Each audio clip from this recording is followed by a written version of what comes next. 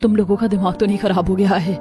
एक तो यहाँ ठंड के मारे मेरी कपकपी छूट रही है और तुम लोग मुझ पर पानी डालने की प्लानिंग कर रहे हो। बस अब बहुत हो गई हल्दी। मैं तो चली अपने कमरे में गर्म पानी से नहाकर कंबल में घुसना है मुझे बस।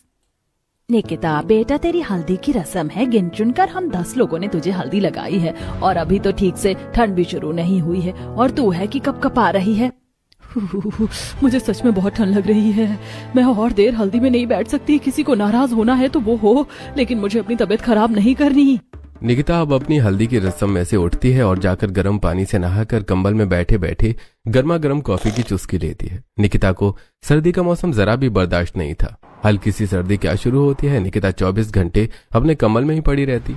हल्दी की रस्म के बाद आज निकिता की शादी होती है। निकिता की सभी सहेलियां मिलकर उसे काफी अच्छे से तैयार करती हैं। कितनी सुंदर लग रही है हमारी निकिता, बिल्कुल किसी रॉयल प्रिंसेस की तरह। वैसे भी शादी करके ये बड़े बंगले में ही जा रही है। मेरा बस चले तो मैं भी इसके साथ इसके बड़े बंगले वाले ससुराल चली जाऊं। कितनी सुंदर लग रही है मेरी बेटी। तुम लोगों ने तो बिल्कुल रानी की तरह सजा दिया है इसे। चलो अब तुम दोनों भी नीचे आ जाओ, बारात आती होगी। हम सबको मिलकर बारात का धूमधाम से स्वागत करना है। माँ, जाने से पहले वो रेड वाली शॉल दे जाना जो मैंने शादी के जोड़े के साथ ली थी। नीचे काफी ठंड होगी।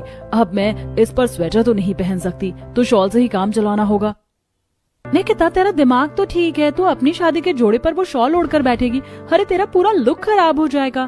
बेटा, विदाई के समय ओढ़ लेना शॉल। शॉल में तो फोटो भी अच्छे से नहीं आएगी। अगर मैं फोटोज के चक्कर में रही ना तो यहाँ के ससुराल का तो पता नहीं, लेकिन अस्पताल जरूर पहुंच जाऊंगी। अपनी माँ और सहेलियों के लाख समझाने के बावजूद भी निकिता अपनी शादी के जोड़े पर शॉल ओढ़ लेती है और उसमें ही एंट्री लेकर मंडप में बैठ जाती है। तभी फोटोग्राफर, मैडम आप थोड़ी देर के लिए अपनी शॉल हटा दीजिए। आपकी हर फोटो में शॉल आ रही है, बिना शॉल के भी हमें फोटोज लेनी है। हाँ निकिता बहू, कब तक शॉल ओढ़कर बैठी रहोगी? इतनी भी ठंड नहीं है, हटा दो शॉल। नहीं मम्मी जी, मुझे ठंड लग रही है।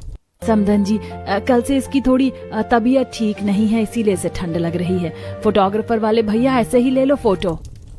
निकिता 1 मिनट के लिए भी अपनी शॉल नहीं हटाती। इसी तरह शादी की सारी रस्में खत्म होती हैं और निकिता विदा होकर अपने बड़े बंगले वाले ससुराल में आ जाती है, जहां ढेर सारे मेहमान निकिता पर फूल बरसाकर उसका स्वागत कर रहे होते हैं। तो वहीं निकिता अब बाहर से अपने बड़े बंगले वाले ससुराल को देखती है।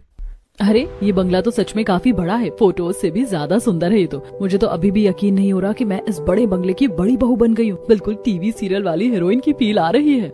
निकिता अपनी नजरें घुमा घुमा कर अपने बड़े बंगले वाले ससुराल को देख रही होती है कि तभी अचानक उसे छींक आ जाती है, जिसे देखकर कुछ पड़ोस की औरतें, ये लो, बहू ने तो गृह प्रवेश से पहले ही छींक दिया। ये तो अपशगुन की निशानी है।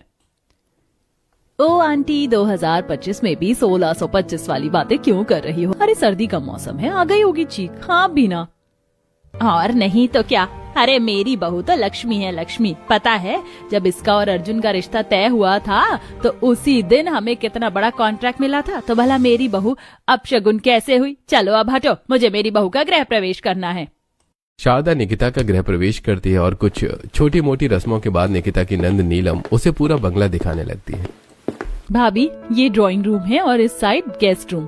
पता है मैंने खुद अपने हाथों से ड्राइंग रूम को डिजाइन किया है। नीलम, मैं घर फिर कभी देख लूंगी, मुझे अभी कमरे में जाना है। ओहो भाभी, लगता है भैया से जरा सी भी दूरी बर्दाश्त नहीं हो रही आपको। अरे तुम्हारे भैया से नहीं, बल्कि मुझे ठंड बिल्कुल भी बर्दाश्त नहीं हो रही है। पता नहीं तुम बिना शॉल स्वेटर के कैसे घूम रही हो।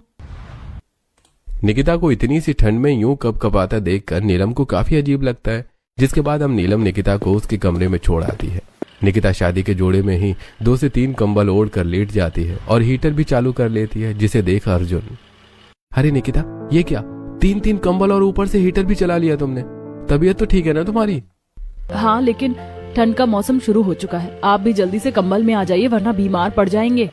अरे मैं मर्द हूँ, मुझे इतनी सर्दी नहीं लगती है। तुम लड़कियां होती है नाजुक, लेकिन हम मर्दों का ऐसा नहीं होता है, समझी तुम?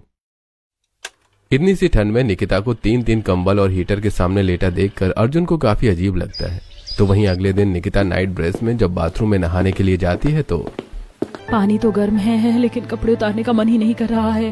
गर्म पानी से नहाने के बाद और ठंड लगती है। काम करती हूँ, मुंह धो लेती हूँ, किसी को क्या ही पता चलेगा। निकिता नहाने के बजाय कपड़े बदलकर मुंह धो लेती है और शॉल ओढ़कर जब निकिता रसोई में आकर अपनी पहली रसोई की तैयारी कर रही होती है तो